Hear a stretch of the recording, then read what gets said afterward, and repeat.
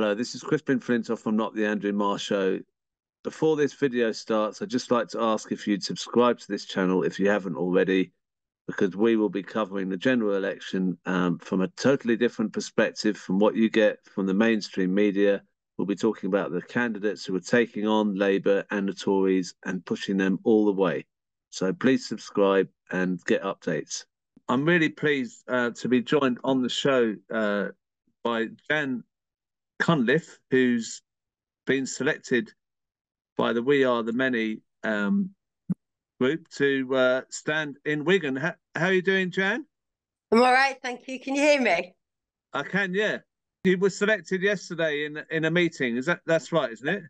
That's correct. Yeah, a bit of a shock, but I'm really glad because I'm glad about the people that think that I can do it and that it's worth doing. So yeah, it's yeah, scary times ahead, but I'm committed. And the people who selected me and decided that they wanted me to do this are very supportive, and I think we'll be able to put a great team together and put on a good fight against Lisa Nandy. Yeah.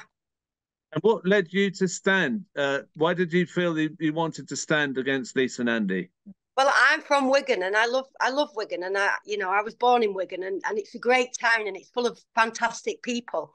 And if you look at Wigan today in comparison to what it was 20 years ago, it feels as if it's kind of being decimated, and all of that has been under Lisa Nandy's watch. When I was younger, the Wigan town centre, you could go. It was a thriving shopping centre. The nightlife was flourishing. It's like a ghost town. It really is sort of. It's almost as if someone has decided to decimate Wigan without asking the people of Wigan if they're happy for that to happen. So we want to bring life back into our town before it is completely and utterly destroyed. And what issues will you be bringing up on the campaign? Is Gaza one of the issues you'll be talking about? Absolutely, absolutely. I mean, I've looked at the For the Many Network 12 principles, and I agree with all 12 of them. And they're all common sense. They all make sense. And they're the kind of principles that any ordinary person that looks at that would say, maybe not all of it is something that they agree with. But for me, I think pretty much all of it people would agree with. It's about caring about other people. It's about social justice. It's about, we don't want people living in poverty. We don't want people not having the right health care, whether it's mental health care or whatever. We want to save the national health system. We want people to get decent wages. We want justice for everyone. It makes perfect sense. And we haven't got an elected MP at the moment who is talking those things. And it's about time someone did. And it's about time, like Shanice said earlier, we want to listen to the people of Wigan, ask them what they want us to do for them. And take it to Parliament and Westminster and whoever the government of the time is, fight for our rights. We deserve a better place and a better cost. I mean, we've got a cost of living crisis that not the government and the opposition are not even tackling that. They're not even bringing it up. It's almost as if this happened a few years ago. We've all got used to it, so let's forget about it. It's not fair, and we can't keep putting up with it. We really can't. You've been a campaign. You've set up a campaign of your own, Jangba, which you've got in your name there. I mean, I see that you won an award this year from the Longford Award for this campaign. I mean, can you tell us what the campaign's about and how you built up to where you are? Yeah, I mean, it's been really difficult. It's been a 13-year fight, and we have won quite a number of awards and quite prestigious ones. But basically, something terrible happened to my family, and I could see the injustice. And instead of sitting back and allowing the injustice, I got up and I started to fight for it. And during that fight, I came across hundreds and hundreds of people. In fact, at the moment, I support 1,500 families who are all fighting injustice. And I listen to those families, and we go to Parliament and we fight the MPs in order to get the justice that we deserve.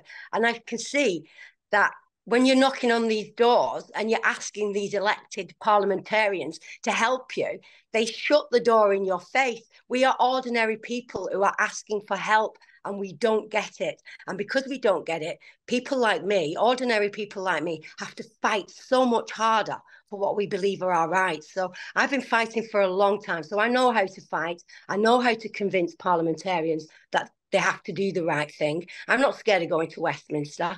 You know, up until now, I sit in the public gallery and listen to them argue my case. I don't want to listen to them argue my case while I'm watching. I want to be in there arguing the case of the people who live in Wigan. I want to do that myself. I don't want to trust someone else to do it on our behalf. And Lisa Nandy is not the person that will argue on our behalf, but I think I am. And I want people of Wigan to listen to me and trust me. I've already got a campaign where people have trusted me for a long time. And a lot of people that are right behind me who helped me along the way, and that will continue. That will continue, and hopefully, we can all flourish together as opposed to sort of sitting in our front rooms moaning about how we can't afford to pay our bills, how we can't afford to buy food. You know, I see people in the supermarket and they're looking at what they're putting in their trolleys because they can't buy the things that they want. You know, we all deserve to be able to have a nourishing meal. And at the moment, people are looking at what they can afford rather than what will nourish them and help them and keep them healthy. And that is wrong. We're the sixth richest country in the world. And, you know, we've got people struggling, going to food banks. It's a nonsense. And Wigan should not be like that. Wigan was not like that 20 years ago. Why is Wigan like that now? We need to start asking that question. Why is Wigan like that right now? Why is no one fighting for the people of Wigan? Why have we got no social housing? And yet on the green belt outside of Wigan, they're building 5-bedroom houses. Who's going to live there? It's not the people who live on the council estates in Wigan. And we need to start talking about that. And we need to make that a real big issue in our town. But it sounds like you've been in contact with politicians yourself through your campaign, and that you say you knocked on the door and they just close it and they don't support you. And so your experience has sort of led you to think, I've got to stand myself because they're not doing it. I mean, that just sounds like almost a bit like you didn't want to do it, but there's no alternative. I don't have a choice. I don't have a choice. I've never had a choice. And don't get me wrong, there are some really good MPs, but not very many of them. And it's been a constant battle.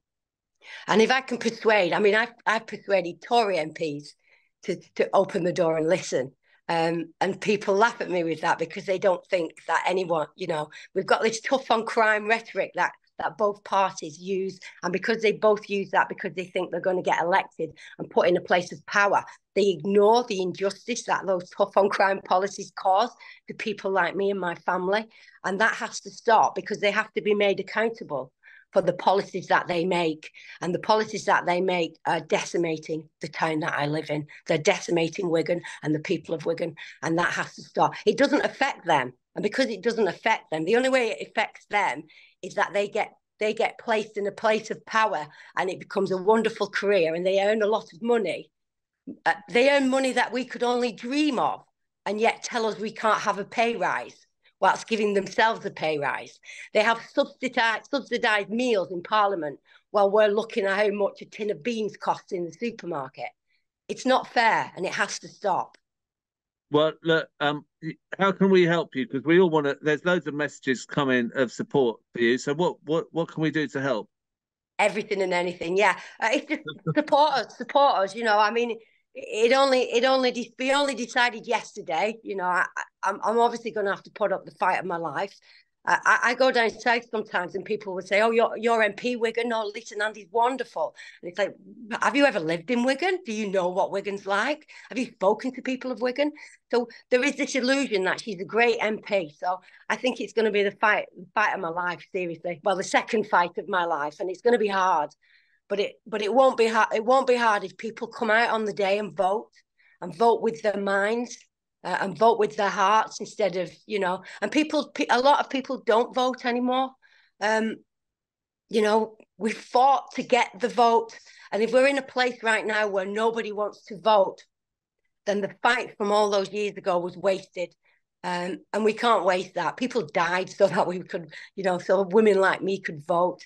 That women who don't have enough money to feed their children could vote to get a better life.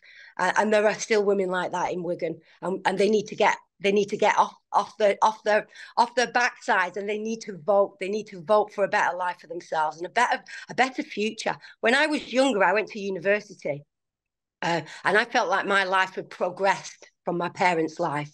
My parents, you know, when they were born, they had an outside toilet. You know, we progressed.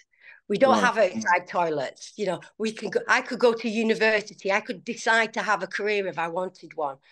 But now my own children can't afford to go to university because they don't want to come out of that with a huge debt. So we've not progressed. We've gone backwards. My generation progressed, and then all of a sudden, in the last 10 years, we've gone backwards to the point that, you know, my children don't have the future that I had. Yeah. And that's not fair. We're supposed to progress, not go backwards and get worse. And that burns me up inside. Well, look, we all support you, and want to hear more from your campaign as it goes on. And thank you so much for doing your first interview with Not the Andrew Marr Show. We got the exclusive, and have a great day. Thank you very much for having me, and I hopefully see all of you soon again. Thank you.